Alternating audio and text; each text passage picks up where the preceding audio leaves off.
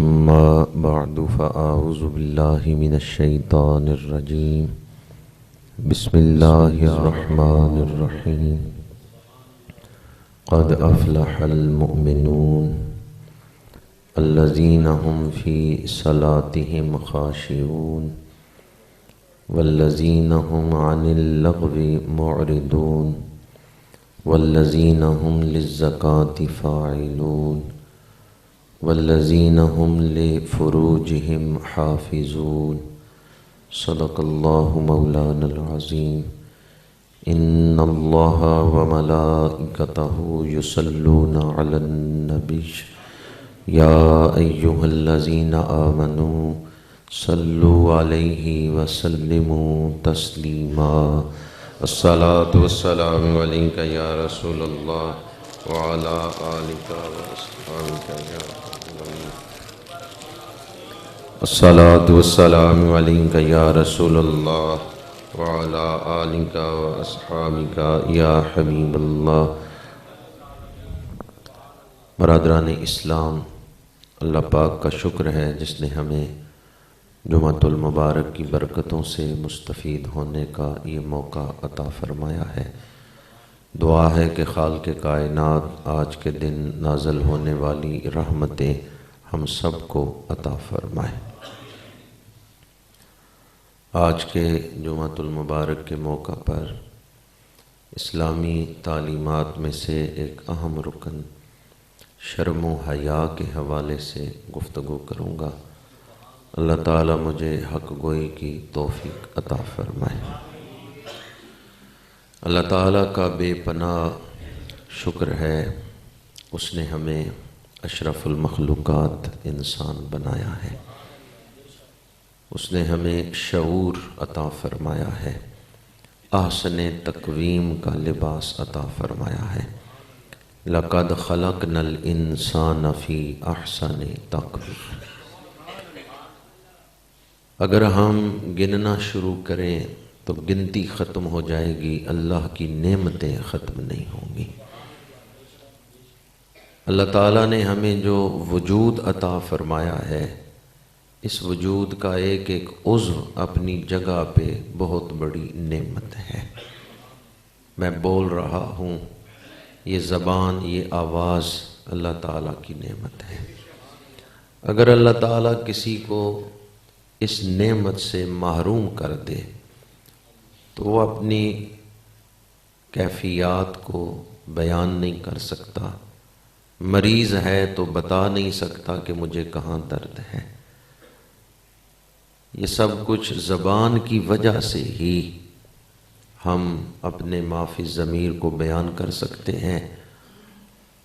پیاس لگی ہو بتا سکتے ہیں، بھوک لگی ہو بتا سکتے ہیں. اس زبان کی وجہ سے کتنی نعمتوں کے دروازے ہمارے اوپر کھل جاتے ہیں. پھر اللہ تعالیٰ کی بہت بڑی نعمت ہے کہ اس نے سننے کی طاقت عطا فرمائی ہے. اس وقت کتنے لوگ دنیا میں ایسے ہیں جو بہرے ہیں، وہ سن نہیں سکتے. آپ سن رہے ہیں تو کیا اللہ کا شکر نہیں ادا کرنا چاہیے؟ عام طور پہ یہ بھی دیکھا گیا ہے کہ جو بہرا ہوتا ہے وہ گونگا بھی ہوتا ہے. کیونکہ وہ بہرا ہوتا ہے تو اس کے پاس الفاظ کا ذخیرہ تو پہنچتا ہی نہیں ہے. وہ سنتا تو نہیں تو اسے الفاظ تو ذہن تک پہنچتے ہی نہیں جو بولنے میں وہ استعمال کر سکے. اس لیے عام طور پر یہ دیکھا گیا ہے کہ جو بہرا ہوتا ہے وہ گونگا بھی ہوتا ہے. اللہ تعالیٰ نے ہمیں بولنے کی طاقت عطا کی، سننے کی طاقت عطا کی. اس پر ہمیں اس کا شکر ادا کرنا چاہیے. اللہ تعالیٰ نے ہمارے چہرے کو انسانی حسن عطا فرمایا. بظاہر عام سی نعمت ہے آنکھوں پر پلکیں، لیکن یہ پلکیں وائپر کا کام کرتی ہیں، آنکھوں کو صاف رکھتی ہیں، گرد و غبار سے بھی محفوظ رکھتی ہیں. جب کوئی ایسا موقع ہو، ہوا چل رہی ہو، گرد و غبار اڑ رہا ہو، ہم آنکھیں بند کر سکتے ہیں. اللہ تعالیٰ نے ہمیں ہونٹ عطا کیے. شاید آپ کے نزدیک یہ عام نعمت ہو، لیکن ایک لمحے کے لیے تصور تو کریں، اگر چہرے پر ہونٹ نہ ہوں اور دانت براہ راست نظر آ رہے ہوں تو کیا چہرہ خوبصورت لگے؟ ان دانتوں نے، ان ہونٹوں نے جہاں دانتوں کو چھپا رکھا ہے وہیں چہرے کے حسن میں بھی اضافہ کیا ہوا ہے، اور الفاظ کی ادائیگی میں بھی ان ہونٹوں کا ایک کردار ہے۔ اگر ہاتھ نہ ہو تو ہم کسی چیز کو پکڑ نہیں سکتے، کوئی چیز اٹھا نہیں سکتے، خود کپڑے پہننے میں مشکلات کا سامنا ہے چونکہ ہاتھ نہیں ہے۔ یہ اللہ تعالیٰ کی کتنی بڑی نعمت ہے، ہاتھ جن سے ہم شب و روز کام لیتے ہیں۔ مزدور مزدوری کر رہا ہے، لکھنے والا ہاتھوں سے لکھ رہا ہے، کھانا انہی سے کھاتے ہیں، پانی انہی سے برتن اٹھا کے پیتے ہیں۔ اسی طرح قدم کتنی بڑی نعمت ہے، پیر کتنی بڑی نعمت ہے۔ آپ نے سنا ہوگا کہ ایک بزرگ ننگے پیر مسجد میں آ رہے تھے، گرمیوں کی دوپہر تھی، پیر جل رہے تھے، تو دل میں غربت کا خیال آیا، جوتے ہوتے تو زمین کی تپش سے پیر محفوظ رہتے، لیکن جب مسجد کے دروازے پہ پہنچے تو دیکھا ایک مانگنے والا ایسا ہے جس کے پیر ہی نہیں ہیں۔ تو عرض کیا یا اللہ تیرا شکر ہے تو نے مجھے پیر تو عطا فرمائے۔ ہمارے جسم میں جو اعضاء ہیں ہر عضو اپنی جگہ بہت بڑی نعمت ہے۔ انہی نعمتوں میں ایک بہت بڑی نعمت آنکھیں ہیں۔ ایک مبلغ فرماتے ہیں کہ میرے پاس ایک حافظ صاحب آئے، انہوں نے کہا حضرت دعا کریں، تو میں نے کہا بھی کیا دعا کروں، حافظ تم بن گئے ہو، اب چاہتے ہوگے کہ میری شادی ہو جائے، کوئی رشتہ مل جائے۔ وہ حافظ صاحب نابینے تھے، تو انہوں نے کہا نہیں حضرت میں یہ دعا نہیں کروانے آیا، میں یہ دعا کروانے آیا ہوں میری ماں مجھ سے بڑی محبت کرتی ہے، پر میں نے آج تک اپنی ماں کو دیکھا نہیں ہے، پیدائشی نابینا ہوں، دعا کرے مجھے نظر مل جائے، میں اپنی ماں کو تو دیکھ لوں۔ آپ سب اپنی ماں کو دیکھتے ہیں، کبھی شکرانہ کیا ہے؟ ایسے لوگ بھی اس دنیا میں ہیں جو ماں کی محبت تو محسوس کرتے ہیں، ماں کو دیکھا نہیں ہے، اور دعا کرواتے ہیں حضرت دعا کر دے مجھے نظر مل جائے، میں ایک دفعہ اپنی ماں کا چہرہ تو دیکھ لوں۔ مجھے اقبال عظیم صاحب کا ایک شعر یاد آیا، مشہور شاعر ہیں کراچی کے اور نابینا ہیں۔ تھوڑی سی دیر کو مجھے بینائی چاہیے، بس ایک جھلک گنبد خضرا دکھائی دے، بے نور آنکھ سے بھی اجالا دکھائی دے، مجھ کو بھی کاش جلوائے خضرا دکھائی دے، تھوڑی سی دیر کو مجھے بینائی چاہیے۔ یا اللہ ہمیشہ ہمیشہ کے لیے نظر نہ دے، تھوڑی دیر کے لیے ہی دے دے، تھوڑی سی دیر کو مجھے بینائی چاہیے، بس ایک جھلک گنبد خضرا دکھائی دے، ایک جھلک تو میں گنبد خضرا کو دیکھ لوں۔ آپ خوش نصیب ہیں، اللہ نے آنکھیں دی ہیں، قرآن کی زیارت کرتے ہیں، والدین کی زیارت کرتے ہیں، گنبد خضرا کی زیارت کرتے ہیں، وہاں پہنچ کے زیارت کر رہے ہیں یا یہاں تصویر پہ زیارت کر رہے ہیں، گنبد خضرا کی زیارت تو کسی نہ کسی حالت میں کر رہے ہیں۔ اب میں آپ سے پوچھتا ہوں، جس رب نے اتنی نعمتیں ہمیں دی ہیں اس کا شکرانہ کرنا چاہیے یا نہیں کرنا چاہیے؟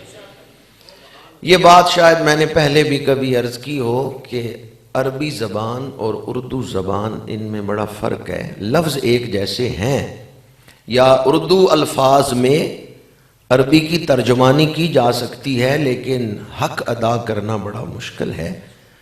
عربی میں شکر کا معنی اور ہے، اردو میں شکر کا معنی اور ہے۔ ہم اردو میں شکر کا لفظ اسی وقت بولتے ہیں کہ بس زبان سے کہہ دینا الحمدللہ، یا اللہ تیرا شکر ہے تو نے یہ نعمت دی، بس۔ جبکہ جو عربی والا شکر ہے اس میں سب سے پہلے تو نعمت کا اعتراف کہ یہ نعمت میں نے خود نہیں بنائی، یہ اللہ نے مجھے دی ہے، یہ اللہ کا احسان ہے، اعتراف۔ شکر کا پہلا مرحلہ کیا ہے؟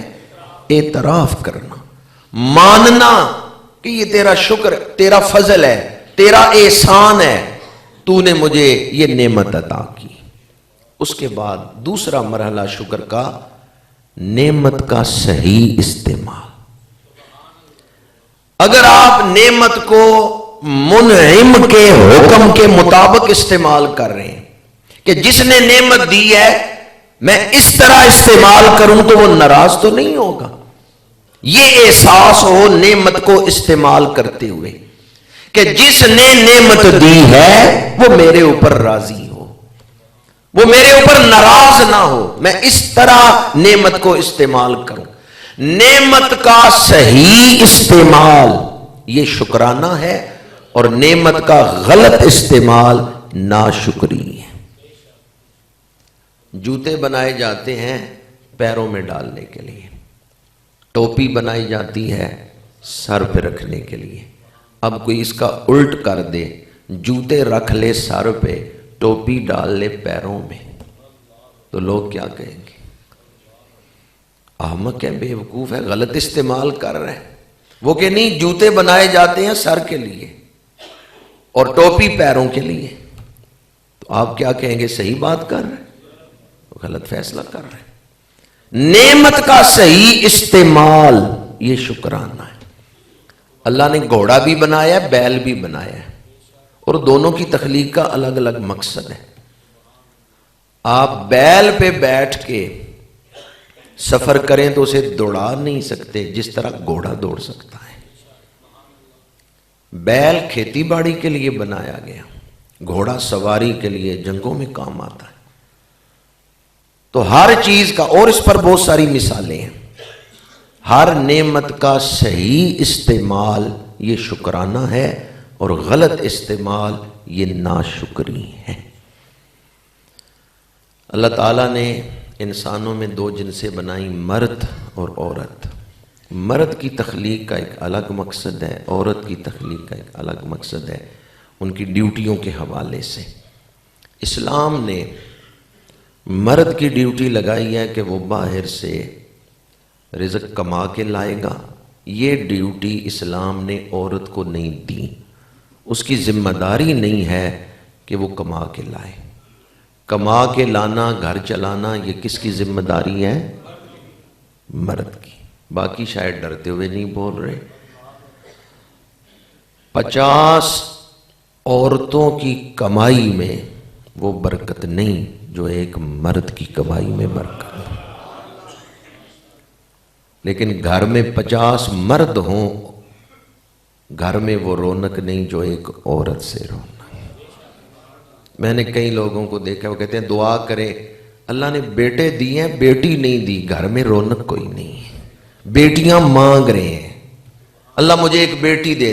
کئی لوگ دوست کہتے ہیں یہ بیٹی میں نے دعا کر کے مانگی ہے۔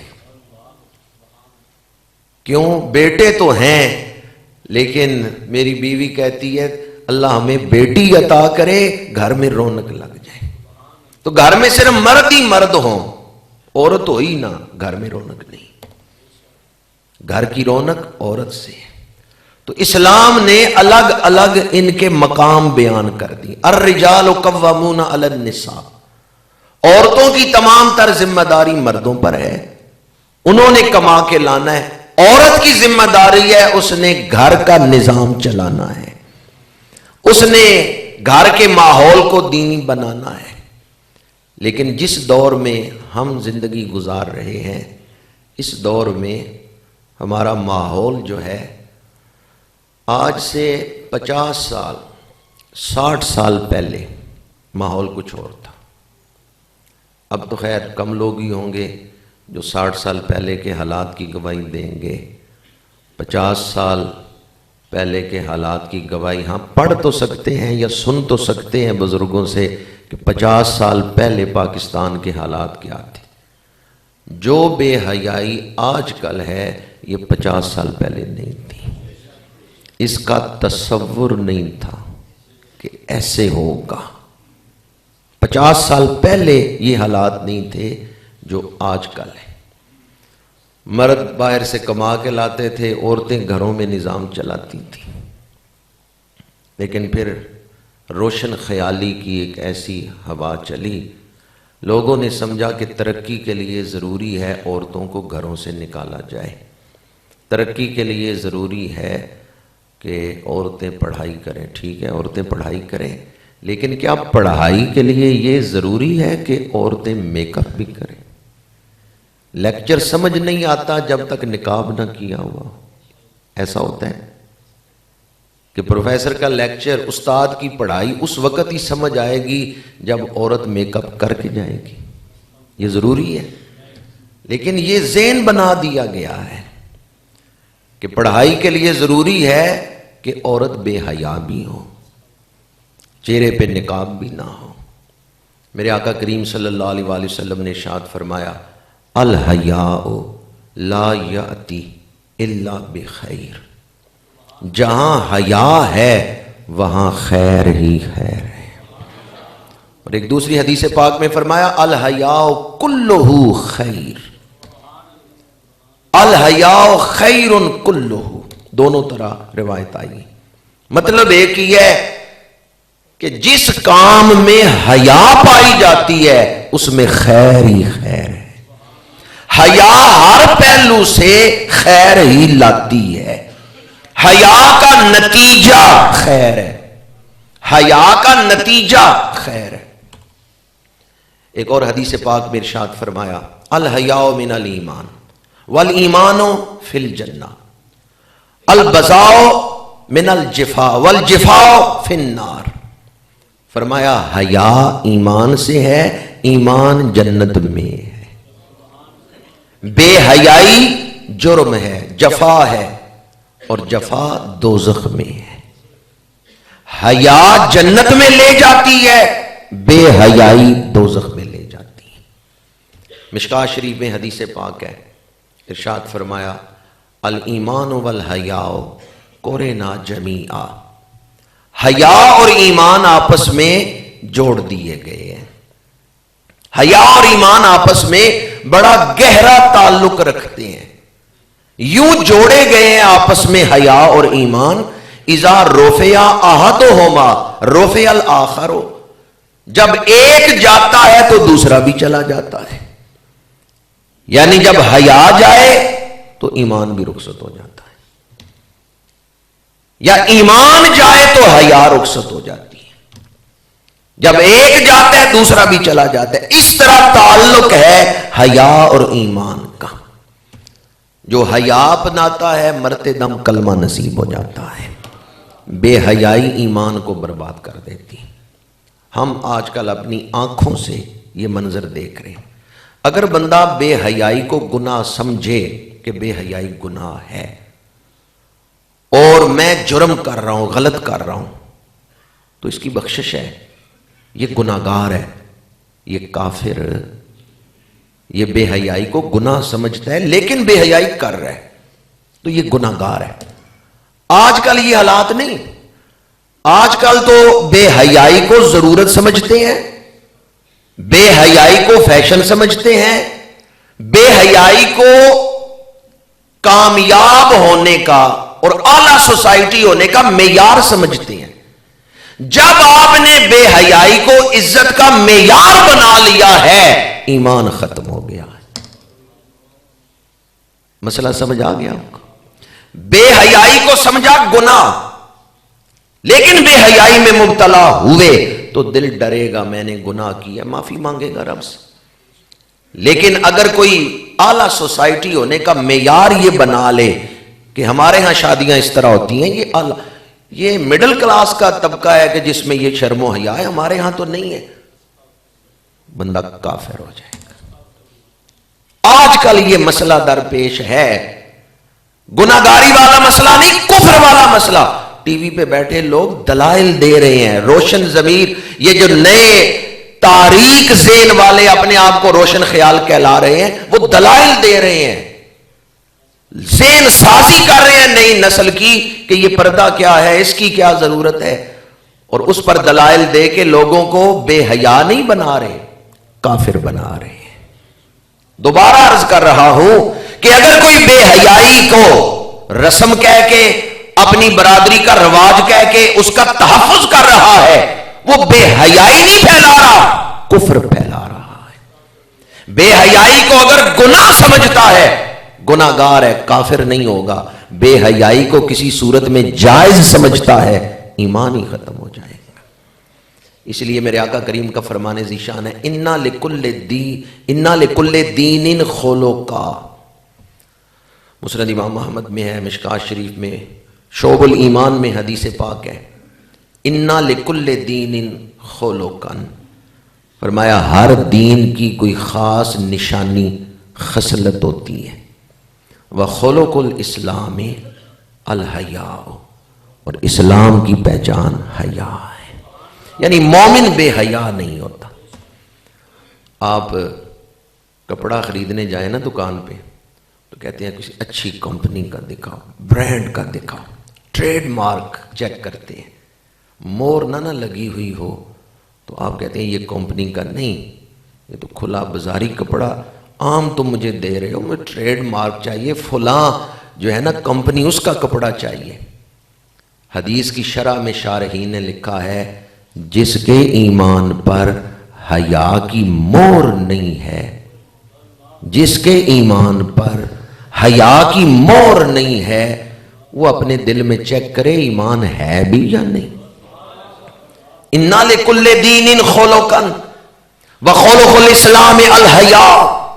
ہر دین کی ایک خاص خصلت ہوتی ہے، نشانی ہوتی ہے، پہچان ہوتی ہے، خاص وصف ہے ہر دین کا۔ اسلام کی پہچان حیا ہے، مومن بے حیا نہیں ہوتا۔ اور ایک حدیث پاک میں دیکھیں کتنی حدیثیں ہیں اس ایک موضوع پر، سینکڑوں حدیثیں ہیں حیا کے موضوع پر۔ ایک حدیث پاک میں حضور نے ارشاد فرمایا، یہ تو پہلے نبیوں کے فرامین میں سے ہے، اذا لم تستحی ففعل ما شئت، اذا لم تستحی فاصنع ما شئت، او کما قال علیہ الصلوۃ والسلام، جب حیا نہیں تو جو چاہے کرتے پھرو۔ یہ حدیث پاک ہے، یعنی جو بے حیا ہے اس سے کوئی بھی توقع کی جا سکتی ہے۔ بے حیا آدمی کے بارے میں توقع نہ کرنا کہ فلاں کام نہیں کرے گا، بے حیا سے کسی برائی کی توقع کی جا سکتی۔ بے حیائی کی وجہ سے قتل ہوتے ہیں، بے حیائی کی وجہ سے لوگ نشہ کرتے ہیں، بے حیائی کی وجہ سے گھروں میں جھگڑے ہوتے ہیں۔ تو یہ دروازے جو کھلے قتل کے، نشے کے، جھگڑوں کے، کس وجہ سے کھلے؟ پہلا قتل جو ہے نا، بھائی نے بھائی کو قتل کیا ہے، وہ ایک عورت کا حسن دیکھ کے کیا ہے۔ واقعہ آپ نے سنا ہوگا، حابیل اور قابیل کی جو لڑائی ہوئی ہے، جھگڑا ہوا ہے، کس وجہ سے ہوا ہے؟ عورت کا حسن ہی دیکھا، اس نے کہا میں نے شادی کرنی ہے، حصہ دوسرے کا تھا، وہ دوسرے کے منگنی میں تھی، بھائی نے بھائی کو قتل کر دیا، اس نے کہا نہیں میں نے شادی کرنی۔ تو پہلا قتل جو ہوا ہے وہ آنکھوں کے غلط استعمال کی وجہ سے ہوا ہے، اس عشق و محبت کی وجہ سے پہلا قتل ہوا ہے۔ تو بے حیائی نے کتنے قتل کروائے، بے حیائی کی وجہ سے لوگوں نے کتنا نشہ کیا یا نشے کر رہے ہیں، بے حیائی کی وجہ سے گھروں میں جھگڑے ہو رہے ہیں۔ اس لیے یہ ایک جملہ ذرا غور سے سن لیں اور دنیا تک پہنچا دیں، آخرت کی فکر نہیں نا تو خدا را اپنی دنیا سنوارنے کے لیے ہی حیا کو اپنا لیں۔ دوبارہ کہہ رہا ہوں، خدا را اپنی دنیا سنوارنے کے لیے ہی حیا کو اپنا لیں، خدا را اپنی دنیا سنوارنے کے لیے ہی حیا کو اپنا لیں۔ آپ سکون چاہتے ہیں، بے حیائی میں سکون نہیں، حیا میں سکون ہے۔ آپ کامیابی چاہتے ہیں، بے حیائی میں کامیابی نہیں، حیا میں کامیابی۔ خدا را اپنی دنیا سنوارنے کے لیے ہی، اپنے دنیاوی سکون کے لیے ہی حیا کو اپنا لیں۔ یہ غلط فہمی ہے، یہ مغالطہ ہے کہ بے حیائی کی وجہ سے سکون ہے۔ بے حیائی میں وقتی لذت مل سکتی ہے، سکون نہیں ہے۔ سکون جنہیں آخرت کی فکر ہے انہیں مبارک، وہ تو بڑے خوش نصیب، بڑے اعلیٰ مقام والے لوگ ہیں جو آخرت کے لیے کام کرتے ہیں۔ اگر کسی کو آخرت کی فکر نہیں نا، یا آخرت کی بات دل پر اثر نہیں کر رہی، خدا را اپنی دنیا سنوارنے کے لیے، اس دنیا کو نشے سے بچانے کے لیے، جھگڑوں سے بچانے کے لیے، قتل و غارت سے بچانے کے لیے شرم و حیا اپنا لے۔ شرم و حیا میں بہت ساری چیزیں ایسی ہیں جن کی طرف ہمیں توجہ دینے کی ضرورت ہے۔ اسلام یہ چاہتا ہے کہ حیا اپناؤ اور حیا پھیلاؤ، صرف خود ہی شرم و حیا والے نہ بنو، معاشرے کو بھی شرم و حیا والا بناؤ، یہ اسلام چاہتا ہے۔ شرم و حیا اپناؤ اور شرم و حیا پھیلاؤ، شرم و حیا اپناؤ اور شرم و حیا پھیلاؤ۔ میں نے اسی ممبر سے کئی دفعہ یہ بات کی ہے کہ کوئی جرت تو کرے، شادی کارڈ پہ لکھوا دے الحیاء من الایمان۔ ہاں شادی کارڈوں پہ کئی دوستوں نے لکھوایا تھا، مجھے یاد ہے کئی دوستوں نے لکھوایا کہ جو عورتیں آئیں وہ پردہ کر کے آئیں، لیکن یہ چیلنج کسی نے نہیں پورا کیا کہ کسی میرج ہال میں بھی لکھوا دے۔ یہ بھی میں نے کئی مجمعوں میں جلسوں میں کہا کہ کوئی جنا تو کھڑا ہو جو کہے میں میرج ہال میں لکھواؤں گا کہ جس میں ایمان ہے وہ پردہ کرتا ہے۔ میرج ہال میں آج تک نہیں کوئی لکھوا سکا۔ انڈیا میں ایک بچی نے نعرہ لگایا نا پردہ کر کے، تو پورا عالم اسلام اس کو سلام پیش کر رہا ہے، ہم بھی کرتے ہیں، لیکن ذرا آپ اپنے گھر کو بھی تو دیکھ لیں نا۔ ہمیں کیا حق ہے کہ ہم اس شرم و حیا والی بچی کو کہیں بھی بڑا اچھا کام کیا ہے؟ ہمارے کالجوں کا کیا حال ہے؟ ہماری یونیورسٹیوں کا حال کیا؟ یہاں یہ حال ہے کہ کوئی بچی نقاب کر کے جاتی ہے، مسلمان پروفیسر اسے تنگ کر رہے ہیں۔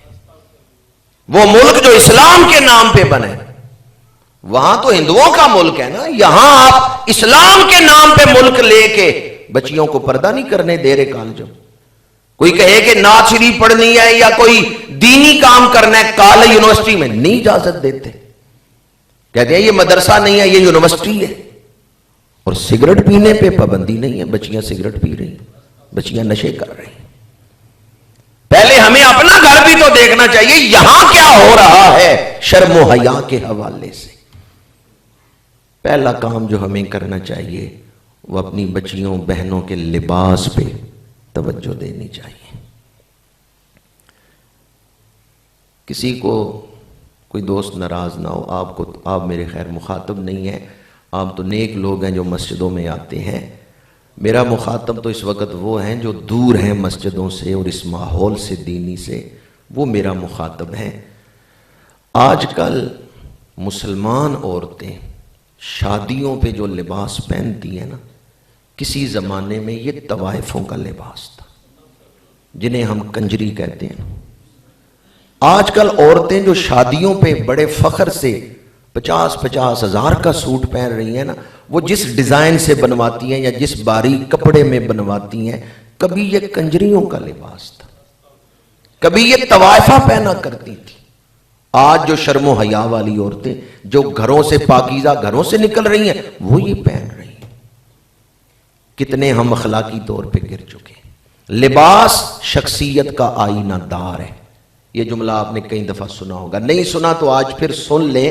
لباس اندر چھپی ہوئی شخصیت کو باہر نکال کے رکھ دیتا ہے۔ لباس بتا دیتا ہے اس کے ذہن میں کیا چل رہا ہے، لباس بتا دیتا ہے یہ چاہتا کیا ہے۔ جس نے یہ کپڑے پہنے ہوئے ہیں، یہ ڈھنگ، یہ انداز بتا رہا ہے کہ اس کے اندر کیا چل رہا ہے۔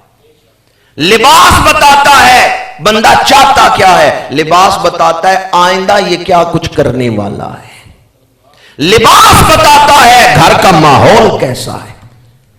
لباس شخصیت کا آئینہ دار ہے۔ لباس کو منتخب کرتے ہوئے اس بات کو ذہن میں رکھیں، دنیا والے کیا کہیں گے، نہیں خدا اور خدا کا رسول کیا کہیں گے۔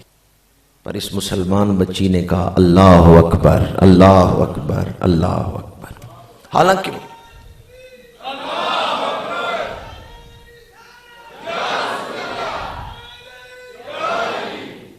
عورت ویسے کمزور ہوتی ہے اور مردوں کا جتھا ہو وہ نعرے لگا رہے ہوں اور اسے پہلے انہوں نے دروازے پہ روکا تھا اور کہا تھا کہ تم نقاب اتارو، اس نے نہیں اتارا، وہ اس مرحلے سے گزر کے آئی تھی، اب وہ ڈر کے چپ کر کے اندر جا سکتی تھی، کوئی جواب نہ دیتی، خاموشی سے جا سکتی تھی، لیکن اس مسلمان کی اولاد نے، اس شیرنی نے جواب دینا ضروری سمجھا اور اس کا جواب صرف کرناٹک کی فضاؤں تک ہی نہیں رہا،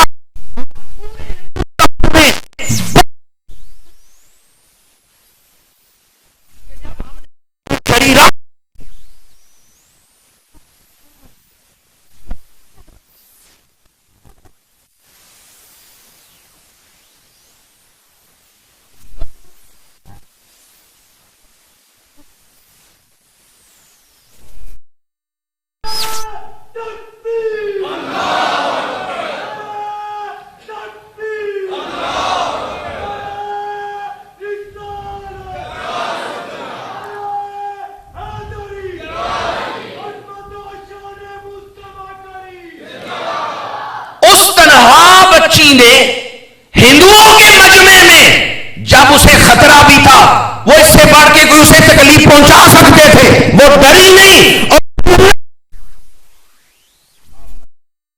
سوچ سوچ کے بول رہے ہیں۔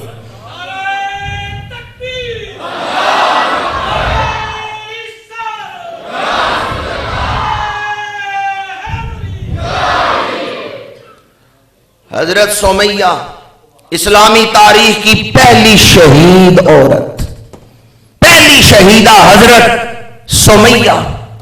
ابو جہل نے میاں بیوی دونوں کو گرفتار کیا، حضرت یاسر اور سمیہ۔ ابو جہل نے سمیہ سے کہا اگر رسول اللہ کا کلمہ پڑھا تو میں تم سے تمہاری زندگی چھین لوں گا، موت کے گھاٹ اتار دوں گا۔ رسول اللہ کی اس سچی دیوانی خاتون صحابہ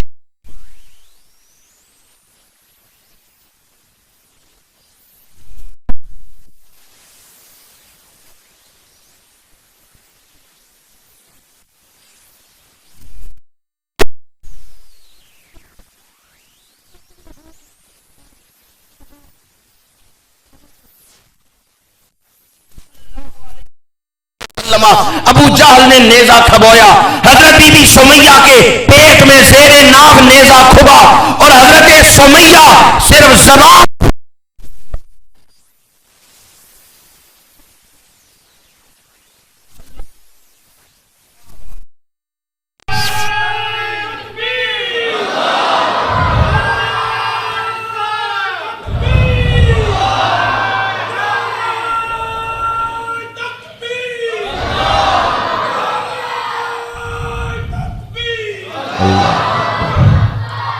نعرہ رسالت، نعرہ رسالت۔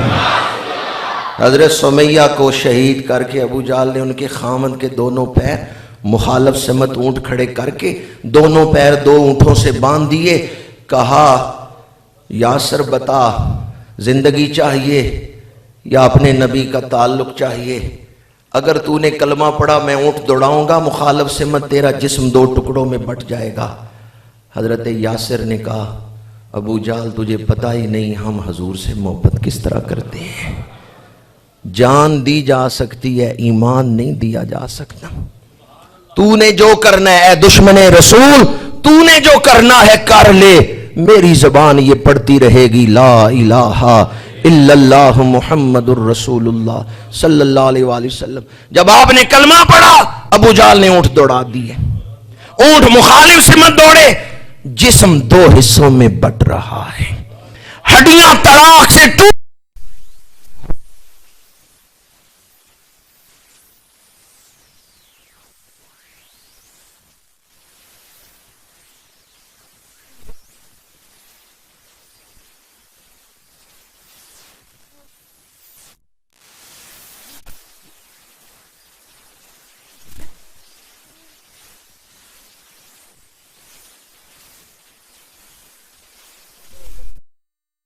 آج اس بچی نے ہندوستان میں ہندوؤں کے سامنے نعرہ تکبیر بلند کر کے ان صحابیات کے جذبے کو زندہ کیا ہے۔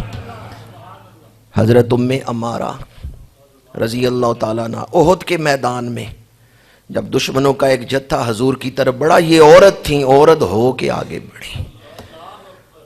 ابن کمیہ نے رسول اللہ کے قریب پہنچ کے آپ پر وار کیا ہے. یہ ام عمارہ تھیں جنہوں نے اپنے کاندھے پہ حضور کا وار روکا ہے.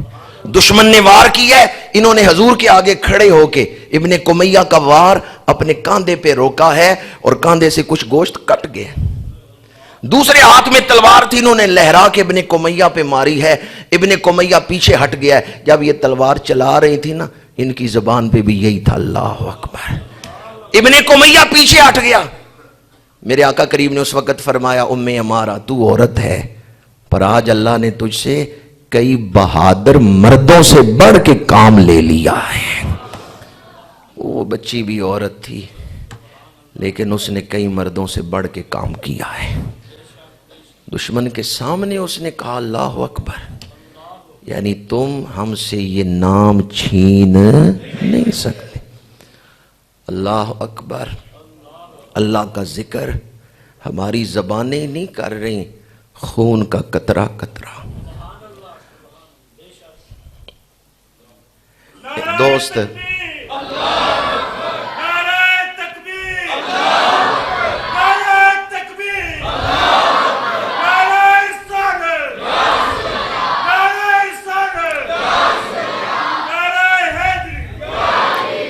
ایک دوست مجھے کہنے لگے کہ آخرت سے بہت ڈر لگتا ہے، قیامت کے دن سے بہت ڈر لگتا ہے. کہنے لگے کہیں قیامت کے دن دوزخ کا فیصلہ ہی نہ ہو جائے ہمارے حق میں. تو میں نے ان سے کہا بس یہ دعا کرو اللہ اپنا ذکر نہ ہم سے چھینے. ہم نے اس کا ذکر کرنا ہے، چاہے جنت میں بھیجے چاہے دوزخ میں بھیجے، ہم نے تو ہر حال میں اس کا ذکر کرنا ہے. یہ کوشش کریں کہ اللہ تعالیٰ اپنا ذکر نہ چھینے. یہ بہت بڑی نعمت ہے. اللہ کی یہ شان نہیں ہے کوئی اس کا نام لے رہا اور وہ اس پہ عذاب نازل کرے. نماز یہاں سے ہی شروع ہوتی ہے، سبحانک اللہم و بحمدک و تبارک اسمک. اللہ کا نام بڑی برکتوں والا ہے. اپنے جوش و جذبے سے آپ نے نعرہ بلند کیا ہے، لیکن اب ایک دفعہ اس نیت سے بھی اللہ اکبر کی آواز بلند کرنی ہے، وہ بچی تنہا نہیں ہے، یہ سارے بھائی اس کے ساتھ ہیں. جب پاکستان بنا تھا تو اس وقت بھی کئی لوگوں نے یہ بات کہی تھی کہ ٹھیک ہے ہم تو پاکستان میں آ گئے پرامن ماحول میں، لیکن جو مسلمان وہاں رہ گئے ہیں نا، اب مشکل وقت ان کے لیے ہے. جو وہاں رہ رہے ہیں انہیں تنہا نہ چھوڑنا، وہ مشکل وقت میں ہے. لیکن ہم بھول گئے انہیں. آج ہم اللہ اکبر کا نعرہ لگا کے اس جذبے کو تازہ کر رہے ہیں. وہ ہماری بہن، وہ ہماری بیٹی اکیلی نہیں ہے، ہم سارے اس کے ساتھ ہیں. نعرہ تکبیر، نعرہ رسالت. ہزار خوف ہو لیکن زباں ہو دل کی رفیق. دل کی گہرائیوں سے یہ نعرہ بلند کریں. کوئی پتہ نہیں کسی ایک کے دل سے نکلا ہوا اللہ اکبر پوری محفل کے لیے بخشش کا باعث بن جائے. نعرہ تکبیر. اگرچہ بت ہیں جماعت کی آستینوں میں، مجھے ہے حکم اذاں لا الہ الا اللہ. نعرہ تکبیر، نعرہ تکبیر، نعرہ تکبیر، نعرہ رسالت، نعرہ رسالت، نعرہ تحقیق، نعرہ حیدری. یہ علی شیر خدا کے غلام، یہ خلفائے راشدین کے نوکر گناہگار ہو سکتے ہیں لیکن غدار نہیں ہیں، بے وفا نہیں ہیں. آج اگر کوئی اسلامی تعلیمات سے غداری کرتا ہے، بے حیائی معاشرے میں پھیلاتا ہے، تو میں ان سے کہوں گا خود عمل نہیں کر سکتے نہ کرو، بے حیائی تو نہ پھیلاؤ، غداری تو نہ کرو اسلام سے. دامن وقت میں گنجائش نہیں، ورنہ بہت ساری گزارشات آپ کی خدمت میں اس حوالے سے عرض کرنا چاہتا تھا. اس دور میں یہ بہت بڑا کام ہوگا. اگر آپ اس چیز کو، اس مشن کو اپنا لیں کہ خود حیا اپنائیں گے اور معاشرے میں حیا پھیلائیں. حیا اپناؤ، حیا اپناؤ، حیا پھیلاؤ. گفتگو میری مکمل ہو گئی. بہت سارے احباب نے جو قافلے پر سوروانہ ہوں گے عرس پاک کے حوالے سے، اس کے حوالے سے اعلانات دیے ہیں. جس طرح کہ آپ سب احباب کے علم میں ہے، پرسوں انشاءاللہ العزیز آستانہ عالیہ باولی شریف پہ سالانہ عرس پاک منعقد ہو رہا ہے. دن تو ویسے بھی گزر ہی جائے گا، آپ کسی بھی مصروفیت میں گھر بیٹھ کے گزار لیں یا کھیل کے گزار لیں یا سو کے گزار لیں، دن تو گزر ہی جائے گا.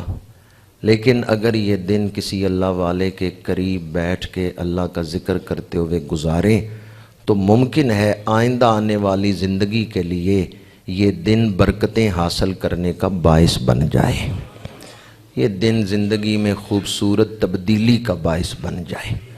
وقت تو ویسے گزر ہی جائے گا، کہیں بھی گزار لیں، لیکن اگر ایک پاکیزہ محفل میں گزاریں تو ممکن ہے عرس پاک کی محفل میں گزارا ہوا یہ وقت آئندہ آنے والی زندگی کے لیے برکتیں حاصل کرنے کا سبب بن جائے. 100 آدمیوں کا قاتل تھا. مسلم شریف میں حدیث ہے، توبہ کی نیت سے ولیوں کے آستانے کی طرف گیا، راستے میں فوت ہو گیا، اللہ نے اس نیت کی وجہ سے اسے بخش دیا کہ وہ توبہ کی نیت لے کے اللہ والوں کے آستانے کی طرف جا رہا تھا. اللہ تعالیٰ شرعی آداب کے ساتھ حاضری کی توفیق عطا فرمائے.